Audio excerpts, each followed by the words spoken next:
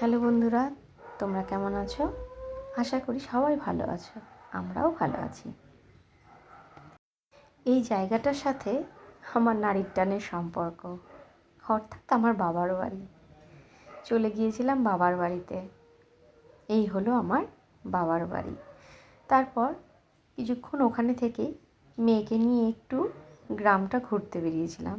বলে রাখি, আমার বাবার বাড়ি কিন্তু গ্রামেই। ওখানে গিয়ে মেয়েকে নিয়ে গিয়েছিলাম এক মৃৎশিল্পীর বাড়িতে। মেয়ে কোনো দিন মাটির জিনিস তৈরি করা দেখেনি, তাই ওকে নিয়ে গিয়েছিলাম সব কিছুর সাথে পরিচয় করানোর জন্য। গিয়ে দেখি ছোট ছোট ঘট রং চলছে। সামনে মনসা পুজোর জন্য কতগুলো ঘট বানিয়েছে, ধূপদানি বানিয়েছে, ঘটের ঢাকনা বানিয়েছে, এভাবে শুকোতে দিয়েছে। সব কিছুই মেয়েকে দেখালাম, কারণ ও কোনো দিনই দেখেনি। গিয়ে খুব আনন্দ পেয়েছে এগুলো দেখতে পেয়ে। আমরা ছোট থেকে এইভাবেই মানুষ হয়েছি, সব কিছুর সাথে কাদা মাখি গায়ের সাথে কাদা লাগিয়ে সব কিছু। কিন্তু ওরা তো এভাবে বড় হয়নি, তাই সব কিছুর সাথে পরিচয় করানোর জন্য নিয়ে গেলাম। তাদের বাড়িতে অনেকগুলো গরু ছিল বাঁধা। মেয়ে তো সে খাওয়াবেই গরুকে। গরুর কাছে গিয়ে গরুকে আদর করলো।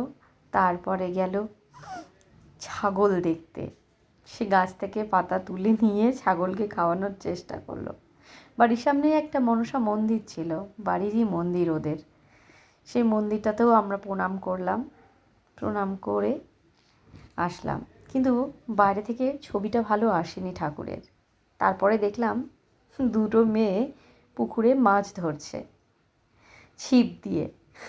সেটাই কিছুটা অনুভব করলাম এবং পুরনো স্মৃতিচারণ করলাম। ছোটোবেলায় আমরাও এরকম করতাম, অথচ সব কিছুই যেন হারিয়ে যাচ্ছে।